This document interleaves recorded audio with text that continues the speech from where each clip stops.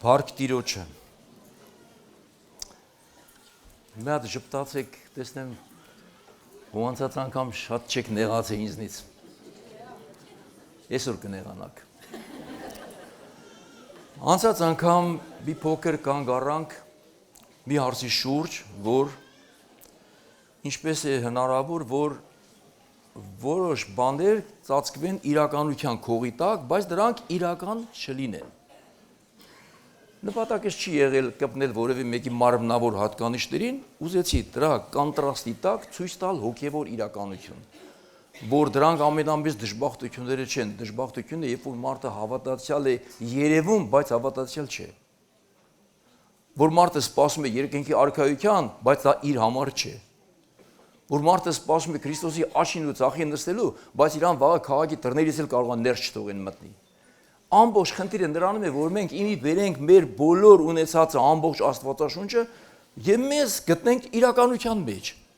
որ վաղը չխափնվենք։ Խնդիրը այն չէ, որ ուղղեմ ինչ-որ բան սխալ, որ ասել եմ անցած անգամ, այլ հղկենք ինչ-որ մի քանի բաներ, որոնք կարող են սխալ հասկացված լինել։ Առավոտյան կարդում էի Եսայիա մարգարեության 20-րդ գլուխը, շատ զարմացա։ Տեսեք, Տերը ինչ ասաց Եսայիային։ Դուք գիտեք, Եսայիան մարդ չէր, Եսայիան մարմին չուներ, Եսայիան խնամք չէր ուզում, Եսայիան կուշտ ուտել չէր ուզում, լավ հագնվել չէր ուզում։ Տեսեք ինչ ասում։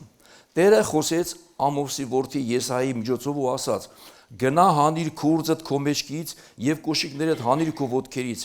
Եվ նա այդպես արեց։ Նա շրջում էր մերկ ու բոկոտն։ Եվ Տերն ասաց. «Ինչպես իմ ծառա Եսայիան 3 տարի մերկ ու բոկոտն շրջեց, որպես նշանակ ի ցույց Եգիպտոսի եւ Եվթոպիայի համար, այսպես էլ Ասորստանի թագավորը գերի է տանելու եգիպտացիներին ու տարագրելու է եթովպացիներին, երիտասարդներին ու ծերերին, ուշադրեցեք, մերկ ու բոկոտն հետույքը բաց ի նախատին Եգիպտոսի, եւ պիտի զարուրեն ու ամաչեն Եվթոպիայից իրենց հույսից եւ Եգիպտոսից իրենց պարծանքից»։ Մի անգամ Եսայիան չասեց. «Տեր, 3 տարի մերկ ոնց որ կարդացի, բոբիկ, ման եկա, որ ինչա վերջում դու այդ երկու նախադասությունն ասես։ Չէ, կարող է երկու նախադասությունը բանավոր ասեր, ես իրանք լավ բացատրեի»։ Նրանք երբեք Տիրոջ չէին ընդդիմանում։ Գիտեք ինչու։ Որովհետև Տերն էր խոսում իրենց հետ։ Երբ որ Մովսեսը փորձեց մի երկու անգամ Տիրոջը հակադրվել, թե ես չեմ կարող ծանրալ, Տերը բարկացավ։ Ասես էլ չհակաճառես։ Գնա։ Ես քո եղբորդ Ահարոնին դրեցի քեզ համար որպես մարգարե, քեզ էլ իրան Աստված։ Դե գնա։ Ինչ որ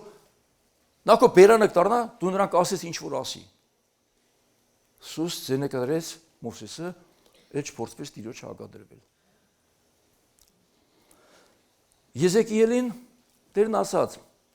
390 օր ցախ թևի վրա պարկած քնես։ Որին հարցի ասի կարաս, Սամսոնին ասում սամ կարաս 390 օր մենակ ցախ թևի վրա պարկես, ասես չեմ կարա։ Մի ամիտ էլ քնի մեջ դուք շուրջ կաց, բայց ինքը իրավունք չուներ դա անելու։ Որ թևը կոտրվել էր, ջրերը վնասվել էր։ Ասում է, որ կարայի մեջքի վրա պարկեի աշտեի վրա, ցախի դե չէի կարա։ Տանջանք, տարապանք էր իդ մի քանի շաբաթը կամ ամիսը, բայց ես մարդ անում էր, ինչու չէր հակադրվում։ Չէր ասում, Տեր, այսքան պարկեմ ցախտի վրա, ով է տեսնելու բացի քեզնից, որ դու մի խոսք պետք է ասես ընդամենը։ Գիտեք ինչու չէին հակադրվում, որտեղ Տերն էր խոսում սա։ Ինչ որ մի բան որ դուք լսեք, վրազ մի հարցակվեք քարոզիչի վրա։ Կարող է Տերն է ինչ որ բան ուզում խոսել։ Տիրոջ կարանք մենք սահման տնենք։ Ասեք, այսքանից ենկոմ չանցնես։ Ես այդ սահմանը չունեմ։ Երեմիան Աստծո մարգարե էր։ Ովքեր են նայում Երեմիայի ֆիլմը,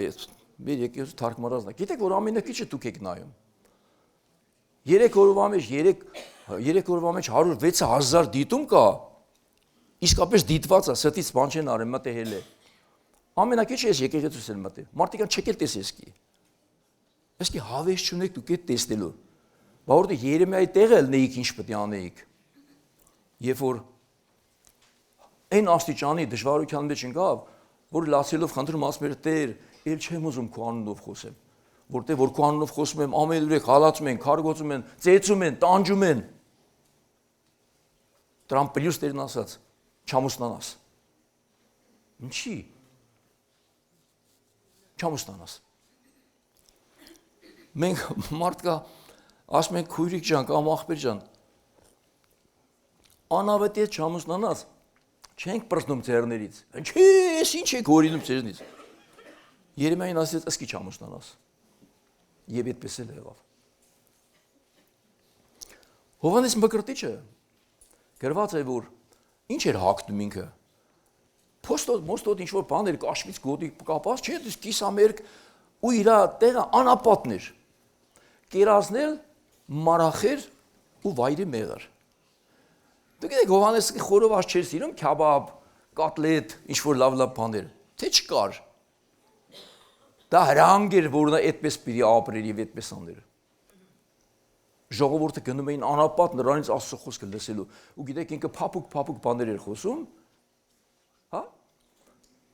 Ասում էր իժերի ծնունդներ, ով ձեզ սովորեցրեց փախչել գալիք բարկությունից։ Մի հավակնեք ասել թե Աբրահամին հայր ունեք, ահա Աստված քարերից էլ կարող է Աբրահամի որդիներ հանել։ Գնացեք ապաշխարության արժանի պտուղներ տվեք, որովհետև կացինը ծառի արմատին դրված է։ Տերը կարող է կտրել այդ ծառը։ Խիստ էր խոսքը, չէ՞։ Պատկերացեք, ասեց, օծի ճտեր։ Հիսուսը եկավ նորից ասաց, իժերի ծնունդներ։ Սա ասում էր Աբրահամի որդիներին։ Խիստ չէր այդ խոսքը։ Բավի եղբայր մա թարթիչի անունա տվե, կորցրել են մարդիկ իրանց, ես ինչ դժբախտություններ, բա ոնց պետք է լինի։ Հեսա կասեն ոնց կլինի։ Հիմա Նիգերիայում, հենց հիմա, եկեղեցին գտնվում է սարսափելի մեծ նեղությունների մեջ։ Հարյուրավորներ, հազարավորները, ոմանք նահատակվել են, մորթել են, սպանել են, ոմանք էլ հենց հիմա գտնվում են այդ վտանգի առաջ։ Ամբողջ աշխարհը աչքերը փակել է, ականջները փակել է, կարծես չի տեսնում։ Եկեղեցին այդ վիճակի մեջ է։ Եթե մեզնից մեկին տանենք ցեն հիմա Նիգերիայի այդ բանտը ու տրտնջաս ասես մազերից կամ կոշիկներից խոսած, կասեն խելք ավակի, խելք, համել քրիստոնյա ես։ Այդ ինչի հետևես ենք, այստեղ մենք կյանք ենք տալիս։ Աշկերի ոչինչ չի երևում։ Ամեն վարդյան կարող են մեզ մորթել ամենավերջի խոշտանգումներով, դու այդ ինչի հետևից եք ընկել։ Ես ձեր անունը եկեղեցի է։ Եվ դուք գնում եք դեպի Քրիստոսի նմանության, թե այս աշխարհի նմանության։ Այս աշխարհն ունի իր հրավերը։ Քրիստոսն ունի իր հրավերը։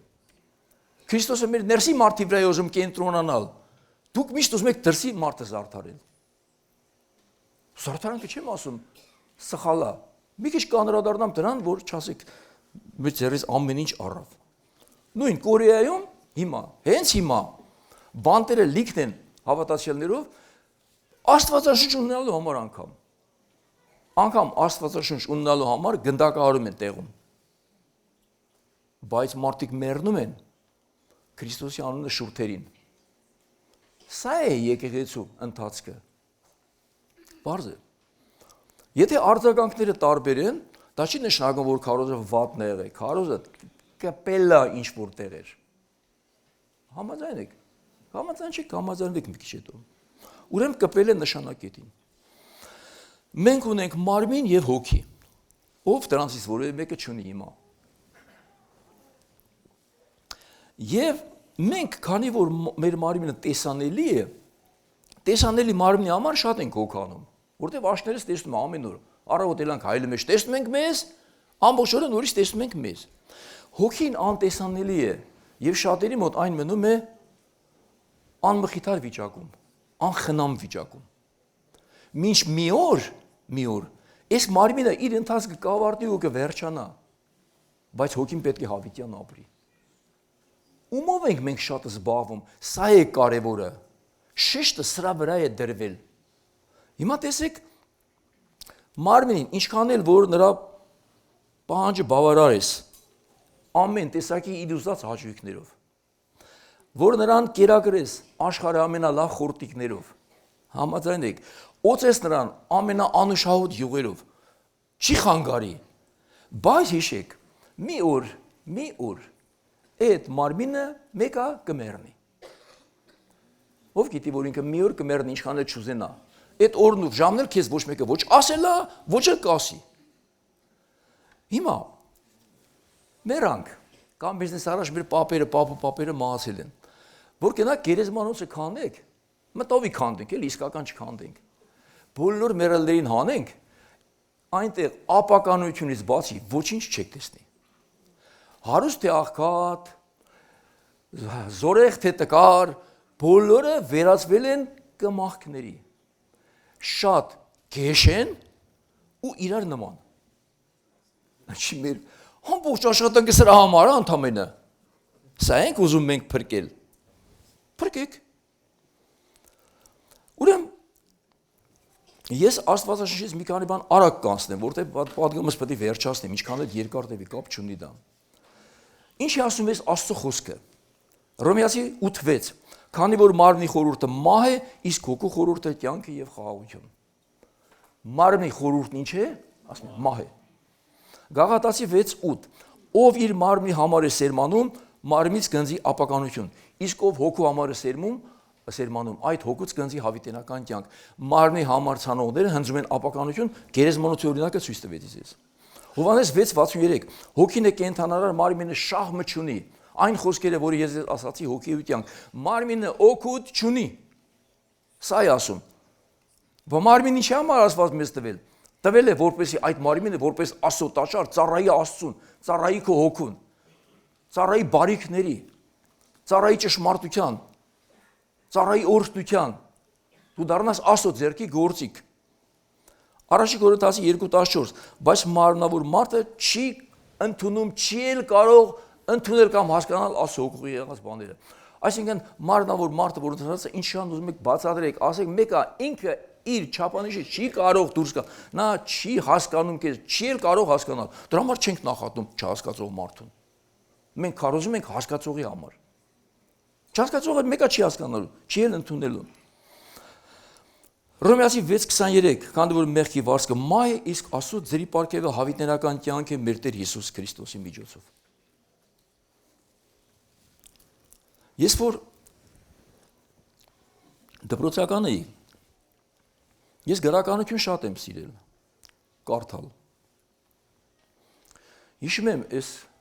պատգամ պատրաստելիս հիշեցի Շեքսպիրի Համլետ ողբերգությունը։ Այդ պահը, երբ որ Համլետը Հորացիոյի հետ մտնում է գերեզմանոց, գերեզմանափորը մի գերեզման էր քանդում ինչ-որ մի նոր մահացած կնոջ համար, այդ փոսի միջից հանդից մի հին գանգ, ծիծաղելով ասեց սա թագավորի խեղկատակ չգիտեմ ինչի գանգն է։ Համլետը մոտեցավ, այդ գանգը վերցրեց, ու սկսեց խոսել, ասեց սրան ես ճանաչում էի, որքան էի սիրում ես մարդուն, քանի անգամ եմ նրա շրթունքներն ամփուրել, երբ որ ես փոքր երեխա էի, ասում է իսկ հիմա նրան նայելուց զզվանք եմ զգում, սիրտս խառնում է։ Դա այդ մարդն էր։ Ու դառնում Հորացիոին ասում է, ասա դու ինձ Հորացիո, Ալեքսանդր Մակեդոնացին էլ հողի տակ սրա նման էր։ Ասեց իհարկե տերիմ։ Ասեց ինչ ճանապարհ կանցնի մարդը, մինչև որ հասնի ծածկելու գարեջերի մի տակառի անցք։ Ասում է նայ, Ալեքսանդրը մեռավ, Ալեքսանդրին թաղեցին։ Ալեքսանդրը փոշի դարձավ, փոշին հող է։ Կավագործը այդ հողից կավ է պատրաստում։ Ինչու չի կարելի այդ կավով ծեփել գարեջրի մի տակառի անցք։ Ասում է տեսեք, նա մի հող դարձավ, նա մի պատի ծեփ դարձավ, ումից աշխարհներ դողում, տականք փակող քար դարձավ։ Ումից աշխարհներ դողում, մի անցք փակող ծեփ դարձավ։ Ով իր վերջը տեսավ։ Մենք մի օր սա ենք լինելու։ Սրա համար եք նեղվում։ Յոլնա տարեք մարմնին ու շատ երես մի տվեք։ Շատ երես տակ ինքը կանցի բոլոր չափերը։ Այդ մեկը ես երաշխավորում եմ։ Ուրեմն մեծագույն ցավով սա մեր մարմինների վերջնական վիճակն է լինելու։ Ահա թե ինչու Աստված իր թագավորությունը չի կառուցում մարմնի եւ արյան բազայի վրա, այլ կառուցում է նոր մարդու վրա։ Այն նոր մարդու, այն վերածնված մարդու, ով Քրիստոսի մեջ աճում հասնում է մինչև Քրիստոսի կատարելության չափին։ Աստված սրա հետ գործ ունի։ Ուրեմն եթե ես մարմին եւ հոգի եմ, Աստված իմ հոգու հետ գործ ունի։ Մարմինը իր համար այդքան կարևոր չի։ 390 օր աջ թևի քնես թե ձախ թևի, դա խնդիր չէ։ Բայց ներսը որ կա մարդու, Աստված այդ ներսի հետ է ուզում խոսել, որովհետեւ մեր ներսի մարդ է, որ Աստծո հետ հավիտյան պիտի բնակվի։ Ուրեմն կարելիների եւ չի կարելիների վրա կանգ չառնենք։ Հիմա հարց, ոմանք այդ հարցերը տվել են,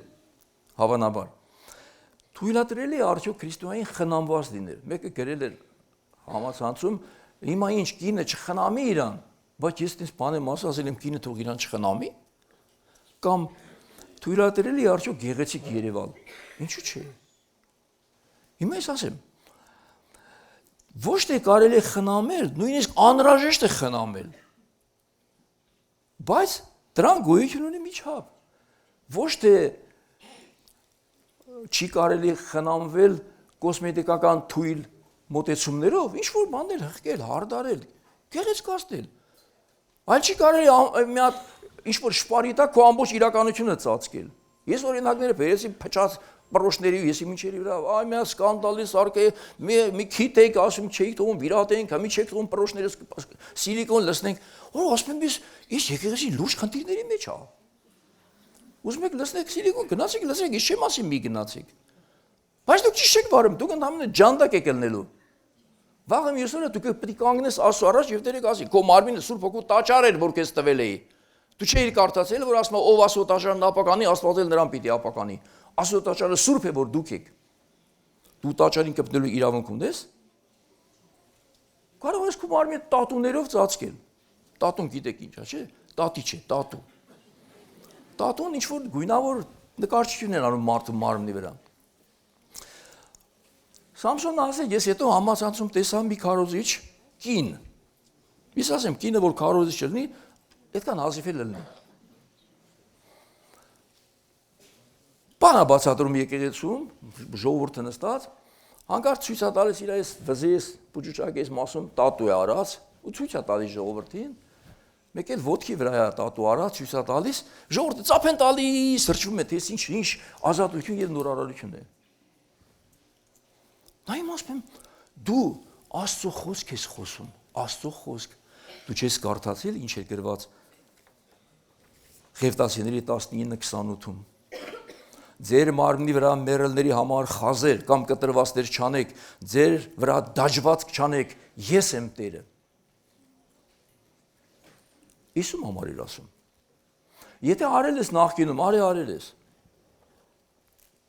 Եթե կարող ես մաքրել, մաքրես ավելի լավ է։ Եթե չէ, գոնե դրանով մի քաջալերի ուրիշներին, թե կարելի է սա անել։ Մենք ասես յետագե պարտա 5 կտակարանից ես օրինակ բերում, ինչի 5 կտակարանի պղծությունները դարձել են նոր կտակարանի սրբություն։ Այս շապանիշն է մեր առաջնորդությունը։ Ընտրությունը ազատ է։ Անթույլատրելի եմ համարում, որ մարդու ինքնությունը դառնա որպես հիմք իր համար։ Արտաքին ինքնությունը չդառնա որևէ հիմք գայթակղելու եւ մրցակցություն առաջացնելու կամ գերազանցել ուրիշներին, ոնց որ կոսմետիկական մրցույթ կազմակերպես։ Չէ, դու դա չես անում ինչ որ բան ցույց տալու համար։ Դու անում ես քեզ հարդարված գեղեցիկ մաքուր կոկիկ տեսք ունենալու համար։ Սա նորմալ է։ Հիմա մեկ էլ գալիս է Կիրակի թրաշում ենք, դրում ենք, մալները սարքում ենք։ Սա էլ է, չէ, հարդարանք, այդ ձևի հարդարանք է, տղամարդու հարդարանք է։ Աշոտն ասում է ինքան եղբայրներ կան, ունքերը պինցետով քաշում հանում են։ Ինչի՞։ Թող հաստ տղամարդու ունքերը որ հաստ չեղավ էտի ունքա։ Գիտեք ինչ հովա համարը իմ համար։ Էլ գլխակ մեջ է դրիզով գլխակ դնել։ Ինչ է խանգարել։ Բայց կնոջ է լավ, դուք գիտեք, այդ ձեր ընտրությունն է, բայց ես իրավունք չունեմ եկեղեցում քաջալերելու սա, որտեվ ես դրա պատասխանը ունեմ տալու Աստծուն, ձեզ չէ։ Պողոս առաքյալը առաջի Կորինթացի 10:23-ում ասում է. ամեն ինչ թույլատրելի է կամ կարելի է, բայց ոչ թե ամեն բան օգտակար։ Ամեն բան ինձ կարելի է, բայց ամեն բան չէ, որ շինություն է անում։ Այսինքն մենք ոչ թե պետք է նայենք կարելի բաների վրա, այլ անհրաժեշտ բաների։ Ոչ թե թույլատրում է թե ոչ, այլ հաճելի է արդյոք Աստծուն, սա թե ոչ։ Լավ, քեզ հաճելի է, հասկացանք։ Աստծուն էլ հաճելի է այդ նույն բանը։ Հեչ փորձել ես մտածել կամ հարցնել։ Ուրեմն անցած անգամ մեր պատգամի նպատակը սա է եղել։ Իմ նպատակը է եղել զգուշացնել, որ սրտները մեր ուղենք Աստծո առաջ, սրտերը ուրիշ բան չէ։ Եվ հոգևոր վտանգից հեռու պահել։ Հիմա սա ասեմ եւ ինձ եւ իմ սիրելի եղբայրներին, ովքեր ավետարան եք քարոզում։ Ուրեմն, եթե դուք ճշմարտություն քարոզեք առանց սիրո, քանդող է։ Եթե սեր քարոզեք առանց ճշմարտության, խաբող է։ Պետք է մենք սեր գումարած ճշմարտություն։ Սա շինող է։ Համաձայն եք։ Հիվանդին միայն քաղցր թեյ չեն տալիս, հետն էլ մի հատ դառը դեղ են տալիս։ Որովհետև առանց այդ դառը դեղի չի բուժվի քո հիվանդությունը։ Կամ բաներ եկեղեցում, որ մենակ քաղցր խոսքերը չեն, դա էլ է պետք, բայց նաև դառը հաբերել կան, որոնք իրենց մեջ ունեն բժշկություն, թեկուզ եւ հաճելի չէ, որ դու խմում ես։ Եթե մեղմ քարոզեք դուք, երաշխավորված չէ, որ ձեզ ճիշտ կհասկանա կամ չեն ըմբոստանա։ Սա նորմալ է, հնարավոր է բերի հակառակ ռեակցիա։ Դու նայ ճիշտ ես ասել արդյոք թե ոչ, սրա վրա կենտրոնացի եւ Աստծո ճշմարտությունից մի մազ անգամ չիջնեք։ Հանուն եւ ոչ մեկի։ Որտեւ սա Աստծո եկեղեցին է, ոչ թե քո խումբը։ Հովհաննես 6:60-ում ժողովուրդը ասացին Հիսուսին, այս խոսքը ծանր է, ով կարող է լսել։ Եվ վիրավորված հեռացան Հիսուսից։ Խոսքը ծանր է, ով կարող է լսել։ Բա Աստծո խոսքը մուրճի պես ծանր է ու հարվածող։ Աստծո խոսքը երկսայի սրի պես է, երկու կողմից կտրող։ Նաև Աստծո խոսքը բժշկող է։ Ուրեմն, եթե եկեղեցում կառաջանա շտկող ծառայություններ, հավատացեք, դրանք անպայման հանդիպում են դիմադրության եւ լարվածություն առաջացնող։ Մի վախեցեք, շատ նորմալ է դա։ Պողոս առաքյալը Տիմոթեոսին գրում է, երիտասարդ Տիմոթեոսին. «Սաստիր, հանդիմանիր, խրատիր ամեն համբերությամբ եւ ուսուցմամբ»։ Եստեղ ավելի խիստ բան է ասում. սաստել, հանդիմանել, խրատել։ Սրանք անհրաժեշտ չէ ամեն անգամ այսպես մարդկանց հետ խոսել, բայց ծայրահեղ դեպքեր կան, որ արդեն անցնում է այդ սահմանին, եւ դա պետք է կիրառես։ Բայց ողջ չպահես։ Կորինթացիների առաջ շտում ինչքան հանդիմանեց կորինթացիներին, չէ, դուք մարմնավոր եք, դուք էս եք, եք, ամբողջ կորինթացիների 16 գլուխներն էլ հանդիմանություն է։ Երկրորդ թղթում սիրով գրում էր ասում էր. իմ խոսքերը տրտմություն առաջացրեցին ձեր մեջ, բայց ուրախ եմ, որ դուք ապաշխարության տրտմությամբ տրտմեցիք, որովհետև տրտմությունը ըստ այս աշխարհի մահ է բերում, բայց տրտմություն ըստ Աստծո ապաշխարությունն է բերում։ Հիմա եթե դուք լսում եք որևէ պատգամ տխրում եք եւ դա ըստ մարմնի է պատճառը, հիշեք, մահ է բերում ձեզ։ Կամ ցույց տալիս ձեր մեռասիները։ Եթե անդամն է սխալ գործում,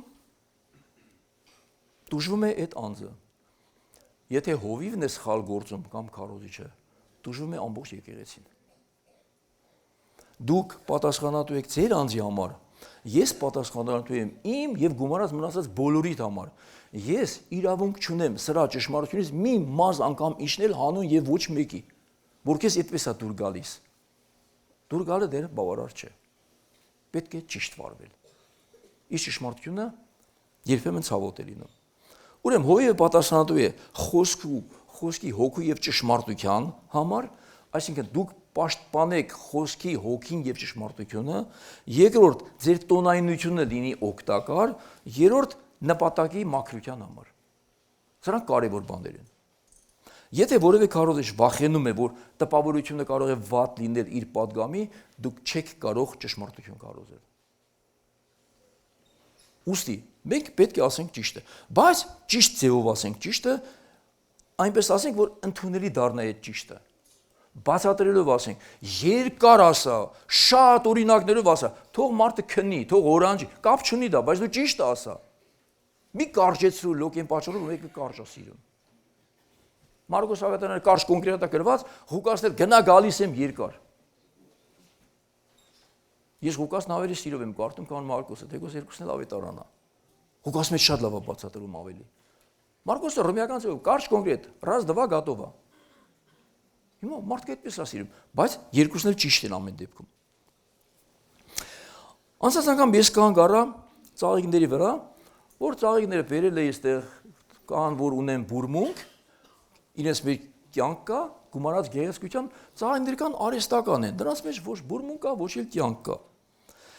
Իրական ծաղիկները, որ դնեք, ուզում եք դրեք ծաղկամանի մեջ, որտեղ ուզում եք դրեք, մի քանի օրվա կյանք ունեն։ Մի քանի օր հետո ի՞նչ է դառնում այդ ծաղիկը։ Չորացած խոտ։ Բայց արհեստական ծաղիկները տարիներով կմնա։ Բայց իրականը ունի իր գնահատականը, ունի իր արժեքը։ Հիմա դու որ ծաղիկից ես։ Քո կյանքը անվերջ, հա։ Աստղոս ասում է, մարդը նման է խոտի մի ծաղիկի։ Այսօր գեղեցիկ է, վաղ կդառնա չորացած խոտ։ Այդպես չէ։ Մարդը նման է թեյնիկից դուրս եկող մի գոլորշու, մի պահ երևում է ու անհետանում։ Մեր երկրային կյանքը էս է, կամ մենք գոլորշու պես անհետանում ենք, կամ ծաղիկի պես մի օր չորանում ենք։ Սրա համար ենք մենք օկանում։ Էս հա մեր պայքարը։ Այսօր եկեղեցիական պայքարում են սրա համար։ Ջնջում են Աստծո ճշմարտություններ, մենակ իրենց հաստատեն։ Կանայական տղամարդիկ չեն տարբերում ոչ մի բանով։ Բայց ուզում են, որպեսզի եկեղեցում սա հաստատվի։ Գնացեք երկրներ կան, ազատ են այս հարցերի մեջ։ Մեր եկեղեցին այս հարցերի մեջ ազատ չէ։ Ձեզ չի բռնադատում, բայց ոչ էլ քաջալերում է որևէ սուտ կեղծ բացատրություններ տալու, որ դուք ես լավը զգաս։ Հետո վաղը չբռնեք մեր կոկորտից ու ասեք դու ինչի մեզ ճիշտը չասեցիր։ Քո պատճառով մենք հայտնվեցինք այստեղ։ Քո պատճառով հայտնվեցինք արտաքին խավարում։ Ուզում եմ մենք այսօր խավարը հեռացնենք մեր կյանքից։ Լույսի մեջ գնանք, մինչև որ հասնենք լույսի թագավորություն։ Այսպես էլ իրական աստվածապաշտությունը տարբերում է կեղծ աստվածապաշտությունից։ Հիմա ասեմ մի բան, դուք պատկերացեք։ Եկեղեցու շենքն է։ Մենք էլ եկեղեցին ենք այդ շենքի մեջ։ Շենքը կա, հովիվը կա, ծառայողները կան, երգչախումբը կա, գեղեցիկ հանդերձները կա, կարգապահական ծառայությունը կա, հանկարծ Տիրոջ ներկայությունը չկա։ Ումն է պետք իմ թվարկած մնացած բաները։ Եկեղեցում Տիրոջ ներկայությունն է առաջնահերթ կարևորը, ոչ թե մեր ներկայությունը։ Դրանք լավ բաներ են բոլորը, բայց առանց Տիրոջ ներկայության ոչինչ են։ Հին ուխտում, տաճարում ամեն ինչ դրված էր ու պետք է դրված լիներ իր ճիշտ տեղում, ճիշտ ձևով։ Բայց հանկարծ կարող էր Տիրոջ ներկայությունը չլինել։ Տապանակը կար, Տիրոջ ներկայությունը չկար։ Տապանակը պատերազմի դաշտ գնաց, բայց պարտվեց Իսրայելը։ Այսինքն ձևականի մեջ կա նաև իրականը։ Եթե իրականը բացակայում է տապանակից, գործնական են մեխանիկականը, մի հատ արկղ է դառնում եւ ուրիշ ոչինչ։ Հասկանալի է։ Մենք էլ կարող ենք մի հատ արկղ դառնալ ի վերջո ընդամենը Աստծո աչքին, բայց ոչ իրական։ Որովհետև Տերը եկեղեցու մեջ մի հատ հյուր չէ, որ դու հրավիրես կամ չհրավիրես։ Տերը մի հատ գույք չէ, որ դու իրեն քո ուզած տեղը տնես։ Նա ասում է. ես եմ Տերը։ Նա Տերն է եւ իրավունքները նրանն են։ Ոստի եկեղեցում յուրաքանչյուր շարժարի որևէ գործառույթ, որ կազմակերպվի, մենք պետք է նայենք Տիրոջը, ոչ թե Տերը պետք է նայի մեզ։ Տերը պետք է մեզ ցույց տա մեր անելիքը, մեր տեղը, եւ ոչ թե մենք Տիրոջը ցույց տանք, թե ինչ պետք է անի ինքը։ Մի քիչ բուրմունքի մասին։ Օրինակ, բուրումնավետ բանը ված չէ։ Օծանելիք բուրումնավետ կարող է մարդը օգտագործել։ Իհարկե կարող է օգտագործել։ Օրինակ, վարդի բույրն անուշ թե նեխած ծվի։ Վարդի։ ամենապահպանողական քարոզիչին որ տանեք, երկուսը ցույց տա կոսի վարդի։ Չէ, մեխակի բույրը, բոլոր ծաղիկների բուրմունքները շատ գեղեցիկ են։ Օգտագործել, ինչու՞ չէ։ Բայց դա էլ ունի օգտագործման չափը։ Կան նաև բուրմունքներ, օծանելիքներ ծախում են խանութերում։ Չասեմ, վրան էլ մի հատ ուրիշ բան է գրած։ Նրանք էլ մարդկանց մեջ ուրիշ բան են առաջացնում։ Հետ հաս առնես հետ, ցանես վրեդ, բան չես ցանում։ Այսինքն մենք ընտրության մեջ էլ պետք է մտածված ընտրենք ինչ-որ մի բան։ Ոչ թե ինչ պատահի։ Եստերը, երբ որ պետք է կանգներ թագավորի առաջ, գիտեք, եստերին մի տարի ենթարկեցին մշակման, չեմ ասում ջերմային մշակման, այտենց օծանելիքների մշակման։ Կարդամ այստեղ 6 ամիս զմուրսի յուղով մաքրում մարմնի խնամ, բուժիչ ու բուրումնավետ յուղերով։ 6 ամիս։ 6 ամիս էլ բուրավետ նյութերով եւ կանանց գեղեցկության միջոցներով, օծանելիքներ, քսուկներ, կոսմետիկ խնամք։ Ինչա մի րոպե պետք է թագավորի արժեվ կանգներ ու անցներ։ Մի տարի օծման յուղերով մշակեցին մի րոպեի համար։ Բա օծանելիքը ունի իր նշանակությունը։ Նորմալ էր։ Բայց մի քեզերու չեն ասում գնա 6 ամիս պարկի բանի մեջ այդքան քեզի օծենու յուղ։ Արդեն դա քոնը չի։ Եստերիններ են։ Քոնդել քո չափով։ Երնում ես հագնվի, լվացվի, հարդարվի, մի թեթևել օծանելիք օգտագործի, կան փչում են թևերի տակ, դե քրտնքի ոտ չկա, տեղեղ չլինի։ Նորմալ է սրանք։ Բայց ով ասի չի։ Կամ հիմա մարդ անասուն ունի, գոմա մտնում ելում, հա, այդ մարդն ունի ինչ անի, մտնում ելում, հնարավոր է այս հոթել գա, հնարավորինս ինչ-որ օծանելիք ծածկի, նորմալ է սա։ Հիմա անցնեմ հոգևոր դաշտը։ Տիրոջ տաճարը օծվում էր, թե ոչ։ Օծանելիք օգտագործում էր Տիրոջ տաճարի մեջ։ Կարդամ, որ օգտագործում էր։ Ելից 30-րդ գլուխ 20-ից 22-ից 33 խոսք։ Մի կարդացեք, ես ուղղակի ծաղկախ կանեմ։ Ելից 30-րդ գլուխ 22-ից 33։ Օծվում էր ժողովքի վրանը, օծվում էր վկայության տապանակը, օծվում էր զոհասեղանը, անոթները, աշտանակն ու սպասքը։ Եվ քահանաները։ Օծվում էին նաև թագավորները։ Տաճարն անգամ ուներ անհրաժեշտություն, որ օծման բույրը տարածվի, եւ այն օծման յուղը, որ պատրաստվում էր, հատուկ ռեցեպտով էր պատրաստվում, եւ ոչ ոք դա կրկնօրինակելու եւ կանայք իրենց վրա օգտագործելու իրավունք չունեին։ Այսինքն դա էլ Տիրոջ օծման տաճարներ։ Ուրեմն բաներ կան, մենք որպես Սուրբ Հոգու տաճար ունենք մեր հոգևոր օծման կողմը, եւ որպես մարմին, որ ապրում ենք նրա մեջ, ունենք իր օծման կողմը։ Լավ է, որ երկուսն էլ մաքուր լինի, երկուսն էլ ճիշտ չափավոր մակարդակի վրա։ Որևէ բան չավելացնելով։ Ուրեմն որևէ սխալ բան չկա մարմինը օծելու մեջ, որը կծառայի գեղեցկության կամ ինչ-որ որոշակի անջորն է, ասենք, տեղ բուրմունքները մեր մարմնից եկող վերացնելու կամ ծածկելու։ Երկրորդ Կորինթացի 2-րդ գլուխ 14-ից 17 խոսքը կարդամ։ Գոյություն մատուցեմ ասում, որ ամեն ժամ մեզ մասնակից է դարձնում Քրիստոսով հաղթությանը եւ իր գիտության բույրը ամեն տեղ տարածում է մեզանով։ Այստեղ խոսում է գիտության բուրմունքի մասին, որ մեզանով Աստված տարածում է ամեն տեղ։ Սա էլ է բուրմունք։ Սա վարդի յուղ չէ արդեն։ Սա Սուրբ Հոգու յուղն է։ Մենք Աստծո համար Քրիստոսի անուշ բույրն ենք փրկվածների թե կորսվածների մեջ։ Ոմանք մահվան հոտ, որ դեպի մահ է տանում, իսկ ոմանց համար կյանքի բույր, որ դեպի կյանք է տանում։ Եվ այս բաներին ով է ընդունակ, քանի որ նման չենք շատ ուրիշների, ովքեր Աստծո խոսքի վաճառքով են զբաղված, այլ պարզությամբ, ինչպես Աստծո կողմից ուղարկվածներ Քրիստոսով խոսում ենք Աստծո առաջ։ Ուրեմն այսօր Սուրբ Գիրքն ասում է, որ դու Քրիստոսի աննշահոտ բուրմունքն եք կենթանությունից կյանքի անցած։ Սա հոգևոր իմաստ ունի։ Սա էլ է բույր։ Ուրեմն իրական գեղեցկությունը սկսում է այնտեղ, որտեղ Քրիստոսը դառնում է կյանքի աղբյուր եւ ոչ թե ինչ-որ մի ձև կամ քրիստոնեությունը։ Հակոբոսը իր թղթերում առաջ գելով 23-24-ում խոսում է հայելու մասին։ Հիմա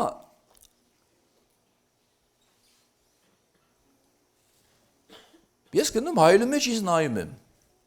Տեսա որ գեշ եմ։ Հիմա հայելին ա մեղավոր որ ես գեշ եմ։ Հա? Ասում բա ի՞նչ է։ Եթե հայելին ա մեղավոր որ ես գեշ եմ, կարելի է հայելին կոտրել, բայց հայելին քեզ ոչ թե գեշ ա ցույց տալիս, քեզ ա ցույց տալիս ոնց կաս։ Ասում ես ինչի ասեցիր։ Հա դու էդ էիր, բա ի՞նչ ասի հայելին։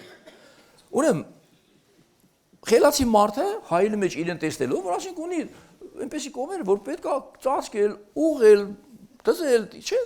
հարդարել։ Ինչ է անում։ Երկրորդ Կորինթացի 3:17-18 կարդամ։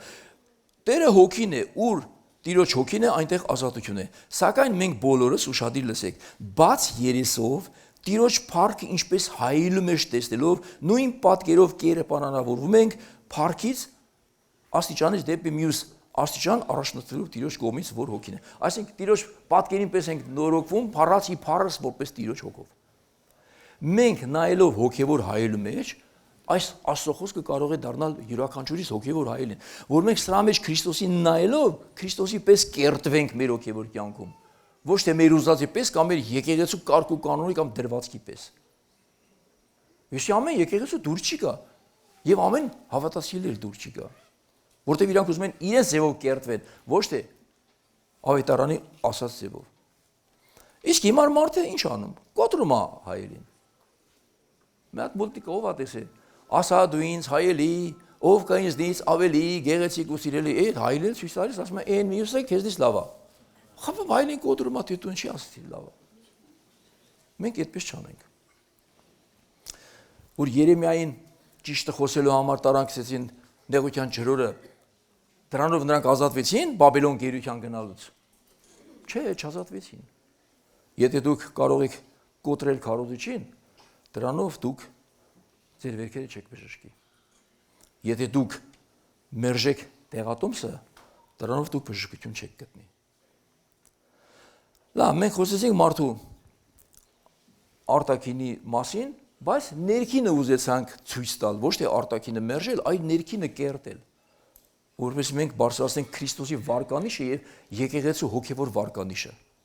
Բայց օրինակները բերեցինք այդպիսի բաների վրայով։ Եթե որևէ մեկը ստացել է անձնական հարված, հիշեք, դա խոսքը չէ մեղավոր, այլ քո վիճակը։ Դու ունեիր զգայուն խոցելի կետ, այդ խոցելի կետին կպելա։ Կպելա որ բժշկի, չի կպե որ դու պաշտպանվես։ Անցած գիրակի դուք ոչ մեկը այստեղ չէիք, ես առավոտ շուտ եմ գալիս այստեղ։ Գրեթե լույսը չբացված ես այստեղ եմ։ Ես այստեղ մտա ծաղիկներով։ Նախորդ գնացի ծաղիկների առել սիրուն բերեցի, ծանրելը մեկ չել հանեցի, բերեցի, ոչ եմ, սպասում էի ձեզ։ Ծաղիկներով եկա ես եկեղեցի, ես մուրճով չեկա։ Ծաղիկներով եկա, որ եղեցիք ցույց տամ այն ինչ որ ուզում էի խոսել։ Սակայն երբ որ մարդու սրտում վերք կա, ծաղիկներ կարող է ցավ պատճառել։ Ծաղիկները մեղավոր չէին, ձեր վերքն էր պատճառը։ Իսկ այդ վերքը պետք է բժշկվի։ Բժշկելու համար ու գնաք քիրուրգի մոտ, քիրուրգը ասես չի շոյում ձեր վերքն է, չէ դու տանակ մանակ դառնում ես, բացմեսել կդել կապել են կողմ։ Բժիշկների մեջ վիրաբույժները, քիրուրգները որ կան, մի հատ սկզբում կա, հիվանդին չխղճալ։ Այս խղճասիր դու չես կարող վիրահատես։ Դու պետք է հաշվի չառնես, որ ինքը մարդ է այդ ժամանակ։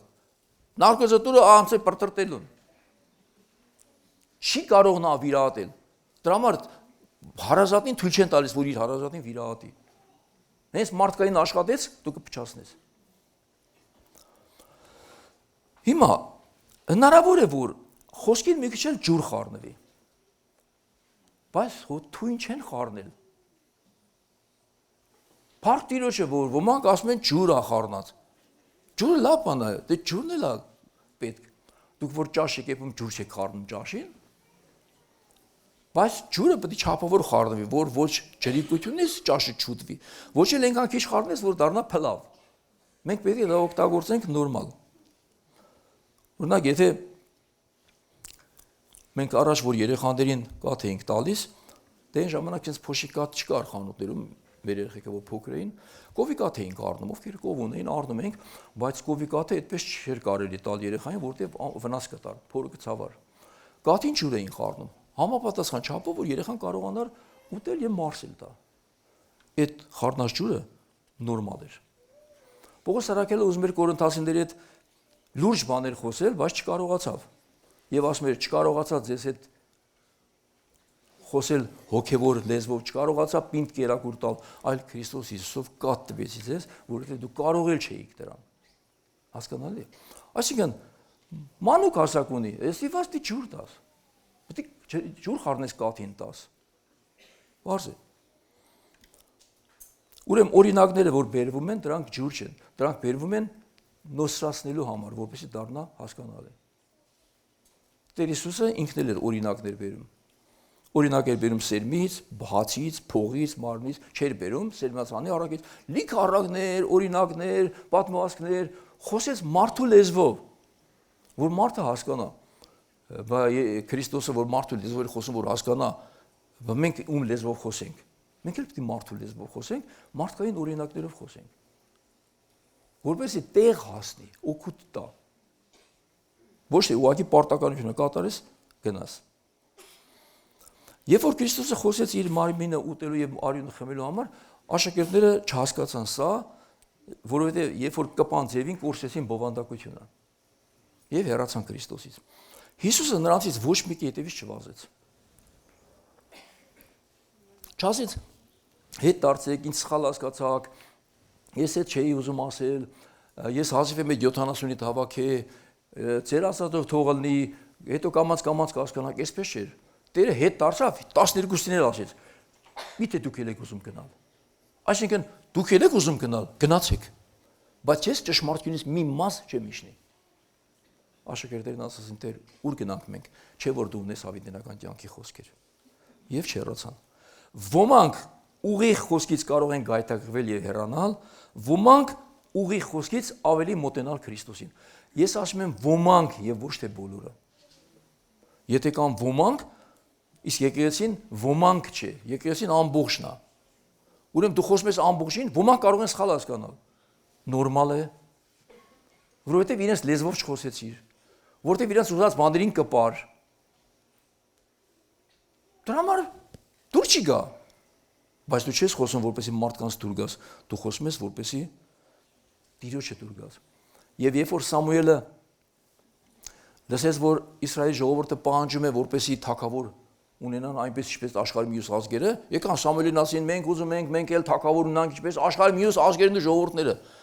Սամուելը նեղվավ ասեց, «Ես ինչ եք ուզում։ Տերն է մեր թագավորը, ինչ թագավոր։ Չէ, մենք ուզում ենք ուրիշ ազգերի պես, ուրիշ եկեղեցիների պես, ուրիշ նրանց պես, որպեսզի մենք մի հատ մարդ ունենանք մեր վրա թագավոր»։ Տերը Սամուելին ասեց. «Սամուել, նրանք քեզ չեն մերժում, նրանք ինձ են մերժում։ Ինչ որ ուզում են տուր»։ Բայց իրանց ասա, ինչ կանի թագավորը ձեր գլխին։ Ասին, հա, ուզում ենք։ Հələ կարդացեք թագավորած գրքերը։ Մի քանի թագավորներ կգտնեք, որ նորմալ թագավոր էին, մարդկանց տանում էին դեպի ճշմարտության, դեպի Աստծուն։ Մնացած կռապաշտ, Սողոմոնն անգամ որ իմաստությամբ լեցված մարդ էր, Իսրայելը լսեց ամենավերջի կռապաշտությունը, որ ոչ մի թագավոր այդպես չէր լսել։ Երևի Ակաբի ժամանակ էլ այդպես եղած չլներ։ Այսինքն այստեղ մտածենք, որ ճշմարտությունը պետք է ասվի եւ ժողովուրդը հնարավոր է դուր չգա իրան, որտեղ դու իր ուզածը չես քարոզում։ Մատթեոս 13:12-ն ասում է. «Նա ով որ ունի, նրան կտրվի եւ կավելացվի, իսկ նա ով կարծում է թե ունի, նրանից ունեցածն էլ կվերցվի»։ Ուստի զգույշ եղիր իմ սիրելի քույր եւ եղբայր, ես էլ ձեր հետ միասին։ Հնարավոր է, որ քո կարծեցյալը վերցվի, որովհետև այդ կարծեցյալը ճիշտը չէ, կարծեցյալը թվացածն է քո։ Իսկ քո թվացածով դու չես կարող Քրիստոսի ճանապարհն անցնել ու հասնել մինչև վերջ։ Այսօր ես ուզեցել եմ թվացյալ բաներին կպնել, որ վստահ վաղը մենք ամբողջ բրգաշատով մտնենք Աստծո թագավորություն։ Մարդը ամբողջ կյանքում եկեղեցի չի գալիս, ամբարիշտ պես ապրում, մերներուց ասում, արեք թաղում, դու արեք։ Հա, որ թաղումն արեցին, մտավ երկինքի արքայություն։ Չխաբենք մարդկանց։ Ով որ մինչև վերջ ամբերի Տերն ասում էր, նա պիտի փրկվի։ Սա ընթացք է, որ դու պետք է անցնես։ Ոչ թե բաժակաճառը, որ ասեցինք, ուրեմն գնաց երկինք վերջ։ Ցավոտ է լինում, երբ որ գտնում ես մարդու ինքնությանը, ցավոտ է, երբ որ գտնում ես մարդու տարիքին, ցավոտ է, որ գտնում ես մարդու մարմնին, որովհետև մարմնավոր մարդուն կպար ինքը այդ մարմնավոր հատկանիշները կսկի ցուցաբերել։ Հասկանալի է։ Հիշեք, եկեղեցին գեղեցկության մրցույթի վայր չէ, որ այստեղ որոշվի միս մրգաշապ։ Մոռացեք է։ Եկեղեցին գլադիատորական դաշտ չէ, որ այստեղ կռվենք իրար, թե ով պետք է հաղթի, հովիվն հաղթես, թե ժողովուրդը։ Մոռացեք։ Եկեղեցին Քրիստոսի մարմին է եւ այն պետք է առողջ լինի։ Իսկ առողջ մարմին պետք է նաեւ առողջ սնունդ։ Իսկ մեր առողջ սնունդը Աստծո խոսքն է։ Մարմնի համար առողջ սնունդը դա այն խորոված ու քյաբաբն էլ առողջ սնունդ չէ, գիտեք մարմնի համար։ Ամենավատ սնունդը երևի ճարպոտ, մարպոտ, յուղոտ բաներն են։ Եկեղեցում էլ ամեն ճարպոտ բան չէ, որ օգտակար է։ Կլինեն ոմանք, ովքեր կասեն շատեր, մարդիկ կասեն խիստեր, կասեն երկարեր, կասեն ձանձրալիեր։ Ովքեր են ձանձրացել, հիմա ով ձանձրացած նա ծեր բարձրացեք։ Մտքիդ մեջ կասեք ես։ Բայց կապ չունի, լսեք։ Բայց ասողը պետք է ասվի շիտակ որևէ բան չծածրացնելով։ Ոչ ոք իրավունք չունի, ոչ խոսողը, ոչ էլ լսողը, որևէ բան Աստծո խոսքից նվազեցնել։ Քարոզիչ եղբայրներ, իրավունք չունեք դուք որևէ բան Աստծո խոսքից ցածրացնել եւ ավելի նվազ ներկայացնել։ Եվ դուք լսողներ իրավունք չունեք ձեր համար ծանր թեթևանել, ինչը պետք է վերցնեմ, ինչը դեն շպրտեմ։ Կարծես ուրկաներ գցած, դու էլ լավ բաներ ընտրեցիր, վատերը դեն շպրտեցիր։ Ասողություն, վատ բան գոյություն չունի։ Կան օգտակար բաներ։ Ոչ մի օրինակ անգամ վատ չէ։ Եվ այստեղ պետք է ծառայել Աստուն հաճեցնելու համար, ոչ թե մարդկանց։ Տեսեք ինչ է ասում Պողոս առաքյալը Գաղատացիների 1:10-ում։ Արդ հիմա մարդկանց են ձգտում, թե Աստուն, կամ ուզում են մարդկանց հաճելի լինել։ Եթե տակավին մարդկանց հաճելի լինեի, Քրիստոսին ծառա չէի լինի։ Դու գիտես, ում առաջ ես կանգնած։ Ճիշտ էր խոսում Պողոս առաքյալը։ Եվ նույն Պողոս առաքյալը կարդամ շարունակությունը, տեսեք ինչ է ասում։ Արդ այս բաները հիշեցրու Տիրոջ առաջ վկայելով, որպեսզի լեզվակռիվ չանեն, որ ոչնչի պիտանի չէ, այլ միայն կործանում է լսողներին։ Այսինքն, դուք տասնյակներ եք անցկացնում, դնում քննարկում եք այսօր բաները։ Կարող են առաջանալ լեզվակռիվներ, բանավեճեր, միշտ հիշի, լեզվակռիվը լսողներին կործանում է։ Դու դուր ճիշտ բացատրություն եւ անցի առաջ մարդը չի ընդունում, թող ճիշտ թող չընդունի։ Չի կարող լսել այդ մարդը հետ։ Վերջ։ Մի անպայման ուզեցեք խեղտանեք, որ ընդունի քո ասածը։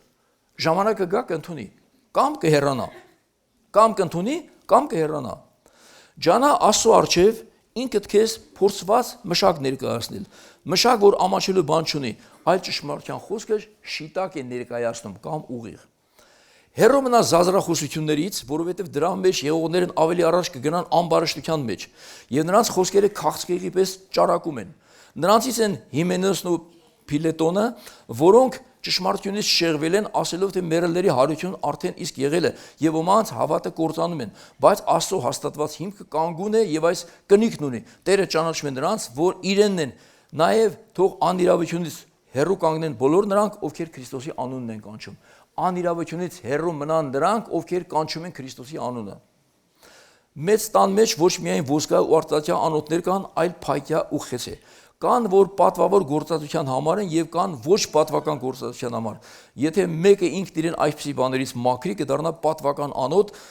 սրբագորված ու իր Տիրոջը օգտակար պատրաստ ամեն բարի գործի։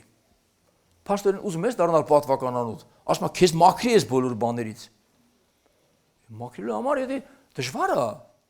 սա աշխատանք է, սա բաներ կա, որ պետք է հանես, դեն շպրտես քո կյանքից։ Եթե չէ, դու որ պետք է ոնց կասնես մնաս, քո գալը չգալուց որևէ տարբերություն չունի։ Շարունակությունը լսեք երիտասարդները։ երիտասարդական ցանկություններից փախիր։ Հետամուտ եղիր արդարությանը, հավատին, սիրոյին, խաղաղությանը, Տիրոջ անունը մաքուր կանչողների հետ։ Գնան նրանց հետևից մյուս թարգմանները ասում են ովքեր Տիրոջ անունը կանչում են մաքուր սրտով։ Ամեն մեկի հետևից մի գնա, նրանց հետ ովքեր Տիրոջ անունը մաքուր սրտով են կանչում։ Առիվտուր չեն անում Աստծո խոսքի վրա։ Խուսափիր հիմար ու անօգուտ վիճաբանություններից, իմանալով որ դրանք կռիվներ են ծնում։ Տիրոջ ծառան պետք չէ որ կռվի, այլ պետք է բոլորի նկատմամբ մեղմ լինի, ուսուսանող, անողակալ, հակառակորդներին հեզությամբ խրատող, թերևս Աստված նրանց ապաշխարություն տա ճշմարտությանը ճանաչելու եւ սատանայի որոգայթից զգուշանալու, որով նրանք բռնվել են նրա կամքը կատարելու համար։ Այսինքն սատանայի ճիրաներից փրկել, որքան որ դա հնարավոր է։ Անցած անգամ ես փորձեցի արժևորել ծերությունը։ Ծերերին չեմ նվաստացրել, ցածրացել։ Ծերերին ուզեցի արժևորել, ցույց տալով, որ քանի անգամ ասեցի էլ օրինակներով սպիտակ մազերը քեզ պարած պսակ է, եթե դրանք ջերմակել են արդարության ճամփաների մեջ։ Սա ծերության վաստակն է, ամոթը չէ ծերության։ Ես որ սպիտակ մազեր եմ, սա իմ վաստակն է, սա իմ ամոթը չէ։ Սա ցույց է տալիս, որ ընթացք եմ անցել, հասել եմ 72 տարեկանին։ Հասկանալի է։ Հասել եմ իմ կյանքի ֆինիշին։ Իմ տարիքի ինձնից մեծ մարդիկ, հիշեք, Անե ջան, հասել ենք վերջերին։ Տակ հերու չէ, կարող է հենց այսօր լինի, մի րոպե հետո լինի։ Ես այս քարոզի ժամանակ, Ջոշան քարոզի ժամանակ նկա մեռավ։ Գիտեր որ այդ օրը իրա վերջի օրն է, չէ։ Ֆինիշին ենք ասել, դարի հետ ինչ ենք փնտրում։ Ըսկի քո ժամանակը չի այդպեսի բաներ փնտրելու։ Ըսկի։ Բայց կարող ես կռիվ տալ դրա հետ։ Ինչ է, որովհետև շատերը չեն կարողանում հաշտվել իրենց սպիտակ մազերի հետ։ Սպիտակ մազերը ամենալավ գեղեցիկ բանն է, որ կարող է ունենալ ծերացած կինը կամ տղամարդը։ Ամենագեղեցիկ։ Եվ ես ձգտեցի ոչ թե որ խոսքը ծառայի օրինակին, այլ օրինակը ծառայի խոսքին։ Որ խոսքը դառնա որպես ճշմարտության հիմք, ոչ թե օրինակը ինչ որ գեղեցիկ կամ ոչ հաճելի ներկայացնելու։ Եթե քարոզիչը երբևէ դիմադրության չի հանդիպում, այդպիսի քարոզիչներ կան։ Դիմադրություն չկա, ծափերով մտնում է եկեք ծափերով դուրս են գալիս։ Դա նրանց է որ գիտեք երկու բան կա ինչ են անում իրանք։ Նրանք ընդհանուր են խոսում, կոնկրետ խոսք չունեն։ Այս սվաղում են դսից հերվից, որ որևէ բանի չկպնեն։ Մեկ էլ երկրորդը շատ ապահով են։ Այսինքն մի դեպքում հերվից հերու են խոսում, մի դեպքում շարից հերու են խոսում։ Այսինքն ասեմ մի բան, որ գրեվ չարաջանա, բայց ճիշտը ով պետք է ասի։ Դու պետք է ասեիր։ Գերանան, հետո գերանան։ Ավելի լավերն են գալու։ Ավելի զորավորներն են գալու։ Ավելի շատ են գալու։ Ես եկեսուս որ խմորողները դուրս եկան, եկեսին սկսեց բազմանալ։ Որտեղ մարդիկան նստում են մենակ վարկաբեկում, դու այստեղ քարոզում ես, հետ խոսում են, քեզնից են բողոքում։ Բայց կողքի նստողը ինչ պետք է հասկանա դրանից։ Բերենք որ կան այստեղ էլի վարկաբեկի, ոչ այդպես լինի, թող հեռանան եւ հեռանան։ Մի վազի նրանց հետևից։ Որտեղ նրանք չեն վազում Քրիստոսի հետևից։ Մի քարոզիչ կար, ասում էր, եթե քարը շպրտես ամբողջի մեջ, մարդկանց մեջ, ով վայնասուն կբարձրացնի։ Ում որ քարը կպավ։ Ումը կպավ ինքը պետք է սկսի արձագանքել եւ բողոքել։ Բայց հիշեք, եղբայրներ ջան, այն մեծ քար չշպրտեք, որ բժշկելու փոխարեն սպանի այդ մարդը։ Ուղղակի խոսքեր կան, որոնք կարող է կպնել։ Կպավ, հրաշալի է, ուրեմն տեղը ասե։ Եթե չկպավ, կամ այդ մարդը այդ խնդիրը չուներ, կամ էլ ասկի ոչ էլ հասկացավ, դու ինչ ես խոսում։ Իսկ Քրիստոսը խոսում էր ճշմարտություն։ Տեսեք Հովհաննես 7:7-ն ինչ է ասում։ Տերն է ասում սա, ես չեմ ասում։ Աշխարհը ատում է ինձ, որովհետև ես վկայում եմ նրա գործերի մասին, որ դրանք չար են։ Հիսուսն ասաց, մեզ էլ սովորեցրեց, որ դուք էլ եթե մարդկանց ասեք իրենց չար գործերի մասին, նրանց ես չեն սիրի դրա համար կատեն։ Եթե եկեղեցում ասեք նրանց չար գործերի մասին կամ վատ երևույթների մասին, նրանք էլ քեզ չեն սիրի, նրանք էլ քեզ կատեն։ Բայց ճշմարտությունը դու պետք է ասես։ Թեկուզ այդ ճշմարտությունը կարող է քեզ համար շատ թանկ արժանա մի օր։ Իսկ եթե լռությունը ավելի վատ է, քան եթե մարդիկ բողոքում են։ Բողոքել արդեն նշանակում է լուրջ բան առաջացել, սա անպայման իր լավ դրական օգուտը կտա։ Կդիմադրի մարդը, բայց հետո կզգաստանա կփոխի իր մտածելակերպը։ Մոտենան վերջին։ Կարող է քարոզը ձանձրալի լինել կամ երկար։ Կարող է։ Բայց ձանձրալի լինելը քարոզիչի մեղքն է, թե կարող է լսողի մեղքը լինել։ Երկուսն էլ կարող է լինել։ Այսինքն, եթե քարոզում է քարոզիչը, բոլորը քնած են, կարելի է քարոզիչին մեղադրել։ Ասես, մի մարդ չկա արթուն նստած, բոլորը խրմպացնում են։ Բայց որ մի օքի է խրմպացնում, ու ասեն քարոզիչի մեղավորը, բեն մնացած են, չի չէին քնում։ Օրինակը բերեմ Եվտիկոսի վրա։ Եվտիկոսը նստած էր պատուհանի գոգին ու քնավ։ Քարոզիչն էլ Սեթրակ եղբայրը չէր, Պողոս առաքյալն էր։ Պողոսն է եկե։ Պողոսի խոսքի ժամանակ մարդ կքնի, քնել էր այդ մարդը։ Ինչու էր քնել, որովհետև նրա համար Պողոսի խոսքերը այդքան արժեքավոր չէին։ Լավ, քնավ։ Եթե Պողոսն էր մեղավոր, ամբողջ եկեղեցին պետք է քնած լիներ։ Բայց քնած էր մենակ Եվտիկոսը։ Ամբողջ եկեղեցին չընկավ պատուհանից, մենակ Եվտիկոսն ընկա, որովհետև պատուհանին չէին նստել։ Պատուհանին նստել նշանակում է կիսով չափ լինել եկեղեցում։ Կիսով չափ դուրս։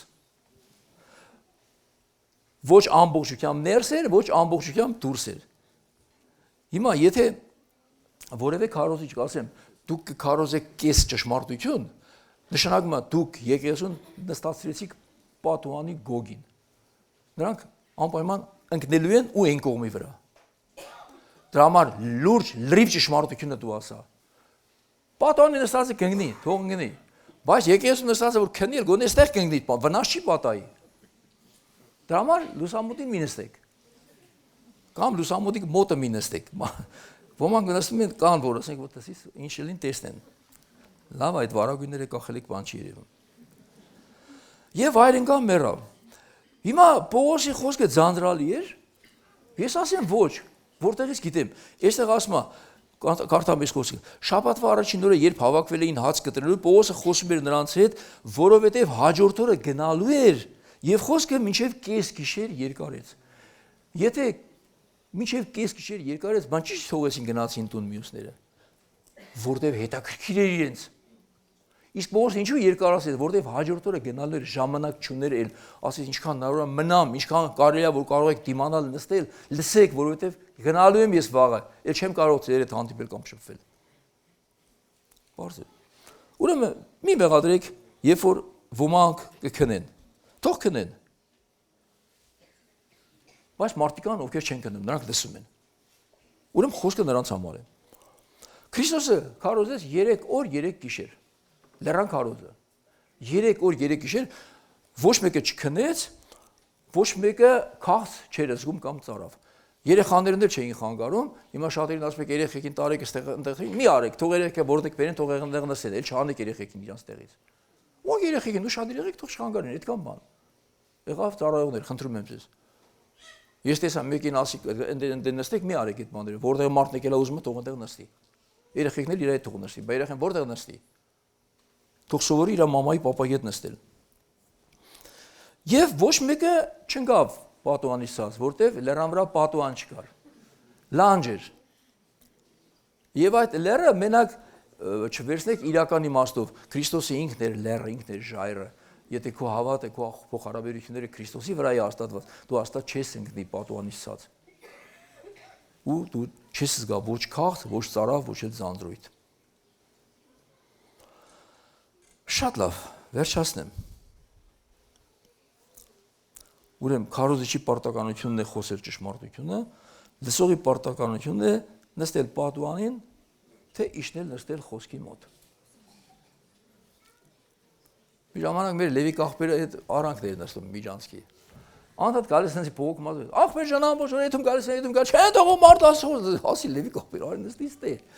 Ինչես նստի այնտեղ, այստեղ մարդ չի եթում գալիս։ Այստեղ ոչ մի քիչ չի խանգարի։ Եկավ մինչև իր կյանքի վերջը նստավ այն առաջին նստարան, էլ կռիվ չէր անում։ Ասողն ասում է, եթե գնում ես Աստծուն, մոտ նստիր, ուշադիր լսելու համար։ Եկան ասի, վերջի ծերը նստել ես, ուզում ես ուշադիր լսես,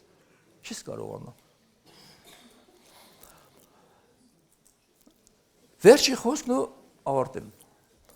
Օրինակ, Դուք շատ ծառայություն տեսած կլինեք, որ էմոցիոնալ, բարձրագույն, կորկորոցով, լավ խոսքերով, sense զորավոր, երևացող կամ չերևացող, մեկն էլ հանգիստ, մեղ խոսում է։ Որն է տիրոջից։ Կամ էլ ոչ մեկը։ Այսինքն խոսքի ինտոնացիան կապ չունի։ Ինչ կա խոսքի մեջ։ Որքանով է խոսքը Սուրբ Հոգով լցված եւ օգտակար։ Բայց կարող է մարդը քնի, ուզում ես օգտակար ասա, ուզում ես անօգտակար ասա, այդ մարդը չի կարողանում լսել։ Երբ որ Եղիան փախնում էր Աքաբի արջևից, Հեզաբելի,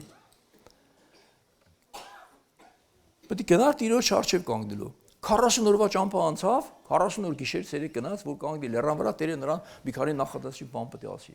Հուսահատ էր։ Եվ գիտեք, ահա Տերը անսերկենում ու մի մեծ ու զորավոր հողմ պատառող սարերը եւ կոտրատեց ապարաժները Տիրոջ արջև, բայց Տերը այդ հողմի մեջ չէր։ Եվ հողմից հետո երկրաշարժ եղավ, բայց Տերը երկրաշարժի մեջ էլ չէր։ Երկրաշարժից հետո կրակ, բայց Տերը կրակի մեջ էլ չէր։ Եվ կրակից հետո մի մեղմ ու նուրբ ձայն։ Ինչ ես անում այստեղ Եղիա, ինչու ես եկել։ Տեր կոտորեցին քո մարգարեներին, քարկոտեցին, սպանեցին բոլորին, մենակ ես եմ մնացել, իմ մահն եմ փնտրում։ Տերն ասաց 7000 հատ քո նման ունեմ, որոնք բաղին ծունկ չտրեցին ու երկրպագեցին։ Ինչու Տերը չխոսեց կրակի միջով։ Այլ մեղմ ձայնի։ Եղայի մեջ էլ հալ էր մնացել, որ մի հատ էլ Տերը կրակի միջից գորգորալով խոսեր նրա հետ։ Կամ պարագաներ, որ մարդիկ կան, իրանց մեղմ ձայնն է բժշկում։ Անդադ գորգորոցը չէ, որ օգտակար է։ Բայց տեղեր կա բարձրագոչ այդ գորգորոցն էլ է պետք գուցե։ Դա է բժշկում։ Մենք պետք է ճիշտ ընտրենք լսարանին համապատասխան։ Մի բան արտագրեցի մոտս ուզում եմ մի կարդալով ասեմ, էլի, որտեղ լավ չեմ կարողանա պատմել։ 1906 թվականին սկսեց մի արթնություն Ազուզա կոչվող փողոցում։ Սա Ամերիկայի ինչ-որ մի քաղաք է, կարծեմ Լոս Անջելեսում է, Ազուզա փողոցը, որը դարձավ ամբողջ համաշխարհային քրիստոնեական պատմության մեջ որպես արթնության մի գեղեցիկ երևույթ, որ տեղի ունեցավ։ Հիմա կասեք, այնտեղ ինչ էին անում, ծոմ էին պահում, աղոթք էին անում, ձեր բռնած հրճակում էին, սպասում էին, այդ եղավ։ Չէ, այդպես չի եղել ոչ մի անգամ։ Ուրեմն հովիվը Վիլյամ Սեյմուրը հասարակ մի մարդ էր, սևամորթ, եւ համարվում էր թույլ քարոզիչ։ Այդպես եղել, թույլ քարոզիչ է եղել։ Ժողովները հաճախ անկանոն էին։ Այնպես չի, որ միշտ չորեքշաբթի Կիրակի երիտասարդական կանոնավոր գալիս է, չէ։ Մեկ կլներ, մեկ չէ, գային կամ չէին գա Կիրակին, մեկ առավոտ կանեն, մեկ երեկոն կանեն, մեկ չէին անի, էսևի։ Եկեղեցին հասարակ շենքում էր, շատ հասարակ։ Կարգ ու կանոնի ծառայությունը չկար։ Հիմա տեսեք։ Բայց ինչ տեղի ունեցավ։ Հանկարծ մի օր, երբ որ բոլորը քնած էին գրեթե, քնած եկեղեցի, քնած հովիվ, քնած վիճակ, հանկարծ Սուրբ Հոգու շարժ, ոչ ոք չէր սպասում, ոչ ոք։